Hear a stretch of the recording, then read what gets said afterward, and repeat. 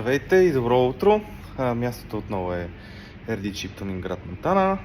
Днес ще ви представя един автомобил X5 235 конски сили, пристига за тунинг от град Видин. Така че сега ще го вкараме, ще го прегледаме. На пръв поглед мисля, че няма екологии, защото имаме отцветяване на аспака в черно. Ще проверим дали това е така. И човека иска от нас да направим тунинг на скоростната кутия и на двигателя. Така че ще направим едно бързо видео, за да ви покажем точно как преминава тунинга на този автомобил. Това е X5-ичката. Човека се е погрижил да не прави боклук, измива автомобила преди да дойде. Моля, обръщам се към всички, които трябва да идват. В нашия град има навлизане автомивка на левчета. Моля, ударете си автомобилите с топла вода, да бутнете ледове и така нататък.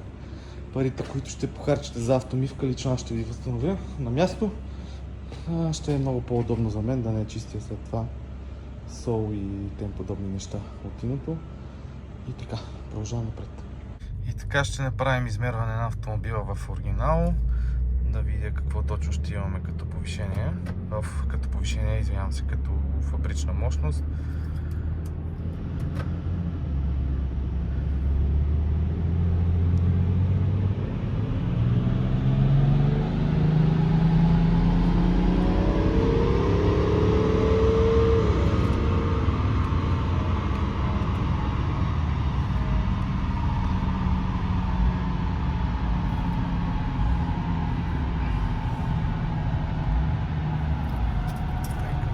За какво идва реч.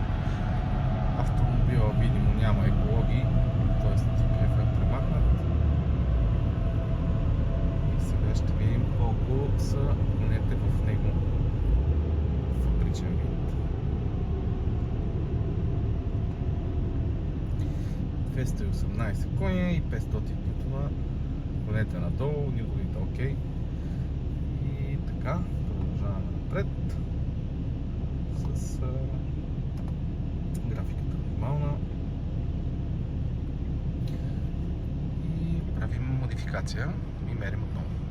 Флашваме автомобил, оказа се, че DPF не е пипан в софтуера. Най-вероятно е на автомобила, дали е разпробиван или не мога да кажа.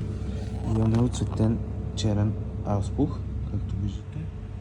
И двата са черни.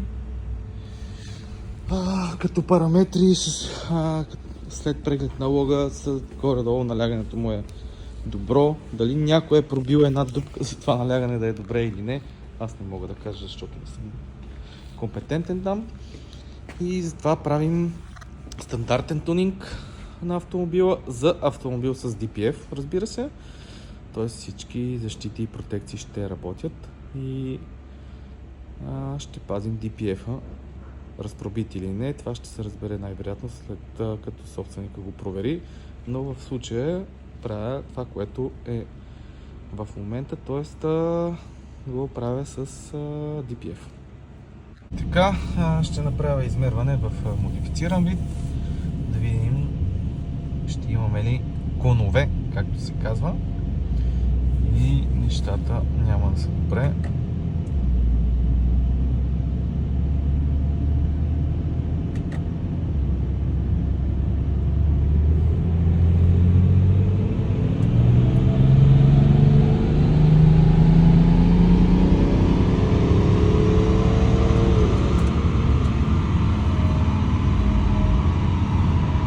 Плавен, хубав рън.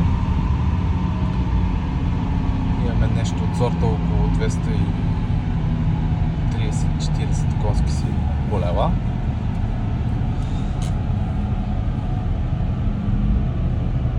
Така че ще видим сега какво е повишението и дали ще правим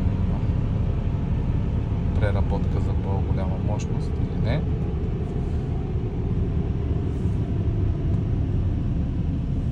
75 коня и 657 нютона за автомобил с DPF. Най-вероятно ще направим леко подобрение, за да извадим 280 коня.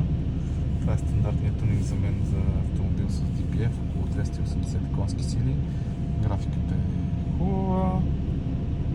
Нямаме някакви и така нататък. Така че ще направим измервана лека корекция на софтуера и продължаваме напред. Имаме тук изискване от клиента да направим стейдж на кутията, Stage 3 с HP Flash. Версията е от 5.17.2013 година. По този начин ще се апдейтне кутията, както ще има и тунинг.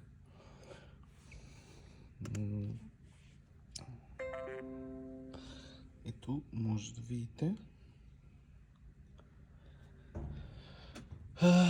И така, умишлено тук правят флаша на кутията след тунинга на двигателя, защото след това има адаптация, т.е. автомобилът трябва да бъде каран в по-нормален вид, за да няма проблеми с адаптациите.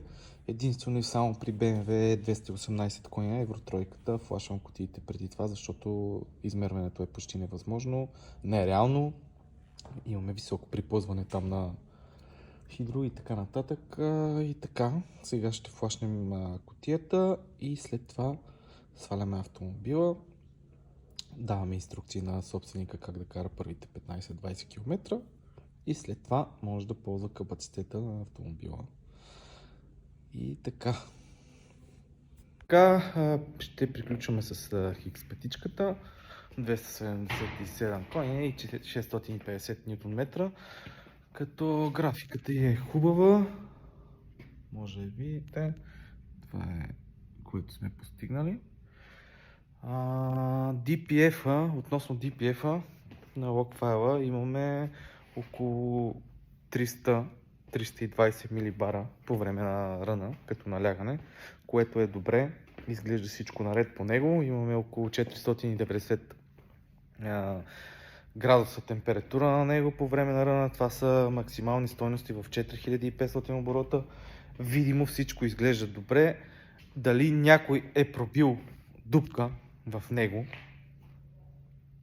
или не мога да кажа. Реално мисля, че в тулумбата си има всичко, в смисъл не бие на кухо, поне толкова, колкото можах да го проверя. По параметри е горе-долу добре. Тунинга е направен в сейфти вариант, така че да има всички защити и така нататък и да няма проблеми с DPF в бъдещето и да може да изкара максимално време. На тези коне ще го оставим, няма да мъча автомобила или да пробвам каквото и да е било, защото в момента е в перфектна смес и всичко е перфектно направено за автомобил с DPF наличен. Така че едно повишение от 60 точно конски сили и 150 Нм. Мисля, че е напълно нормално за един такъв автомобил на 15 години с наличен DPF на него. Друго какво искам да кажа? Сега има много графики, качват хората в интернет с конски сили по 330-340 в стокови коли. Таки ви моля, погледнете графики тук, погледнете там графиките какви са, някакви пупачки и така нататък. Така че моля, не се водете от това, което виждате. Някой, че е качил нещо подобно. Истините са съвсем различни и реално това да направиш един автомобил да не се чупи е най-важното. Това са европейски стандарти, които предлагаме, т.е. тази мощност, която предлагаме на този автомобил е по европейски стандарт, не по български. Българският стандарт да изкара автомобил един месец, мен и в моя сервис това не ме интересува въобще. Всичко се прави в рамките на разумното, стандартен тунинг, така че да има дълъг живот. Който не му харесва това нещо, въобще да не се опитва да се свързва с мен и да ми звъни, защото смисъл е никакъв. С такива въпроси Макс и тем подобни, направо ме губите още с първото обаждане, така че моля, не се и опитвайте. Пак повтарям, всичко се прави в стандартен вид, европейски вид, защото ние сме в Европа. Това, че някой си позволява и прави някакви издевателства с автомобили, след това ги качва и ги снима и хората ги виждат и си мислят, че всичко е окей. Не е окей. Тези автомобили карат по един месец и след това приключват курса. Така че това е за хикс петичката. Приключваме видеото. Собственика би трябвало да е доволен и за него е важно автомобилът да е изправен и да не се чупи и да е по-бърз. За сега толкова. Ще се видим отново.